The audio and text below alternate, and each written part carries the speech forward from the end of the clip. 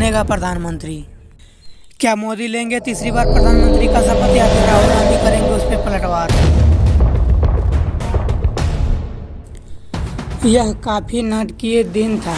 इसकी शुरुआत राजनीतिक पंडितों द्वारा भाजपा की भरी जीतों के साथ हुई, लेकिन जैसे ही शुरुआत रुझान आने शुरू हुई, बाजार उम्मीद और सर्वेक्षणों की भविष्यवाणी को जुटालते हुए नीचे गिर गए। भारत में लाखों मतदाताओं के निर्वाचक जनादेश जारी किया है। भारत के प्रधानमंत्री ने जीत का दावा किया है देश के चुनाव में, लेकिन इनकी पार्टी भाजपा का प्रदर्शन उम्मीद से काफ़ी कम रहा है। यह भारत के निवर्तमान प्रधानमंत्री नरेंद्र मोदी के लिए एक हैट्रिक है। उन्होंने जीत और ऐतिहासिक तीसरे कार्यकाल का दावा किया है, लेकिन परिणाम निराशाजनक रहे हैं। श्री नरेंद्र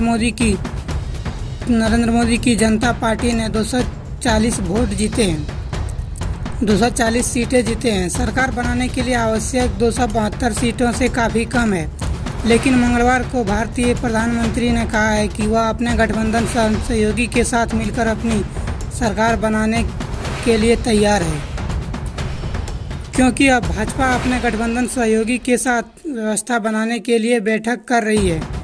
आइए इन 5 पर एक नज़र डालते हैं। डालने वाले में से दशक में पहली बार है। चुनाव को चौंकाने वाले परिणाम। नरेंद्र मोदी और भाजपा के पास 2024 में 282 सीटें से सीधे साधन करने के लिए संसद में बहुमत नहीं है, और 2019 में पार्टी 303 सीटों से हार गई है। इस चुनाव में बहुमत हासिल करने के लिए आवश्यक 272 से कम 240 सीटें हैं, और जैसे कि आप यहां देख सकते हैं कि 2016 में भारत में जो भगवा लहराई थी वह कुछ हद तक कम हो गई है।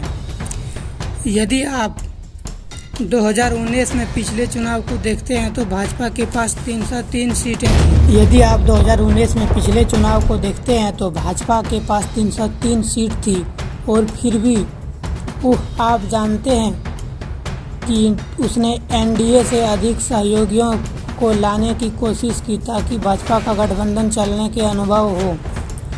आप और उससे पहले विभिन्न घटकों को संपर्क में हैं। आप जानने की चंद्र विभिन्न घटकों के संपर्क में हैं। वो आप जानते हैं चंद्रबाबू नायडू सहयोग रहे हैं अतीत में, और वह वर्तमान एनडीए प्रणाली में सहयोगी हैं। इसलिए मुझे नहीं लगता कि जायज़ समस्या होगी, लेकिन हाँ, ये पहली बार होगा,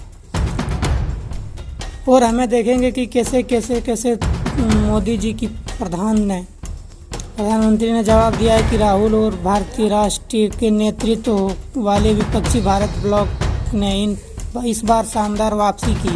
इस गठबंधन का गठन सिर्फ एक साल पहले हुआ था, जहां एक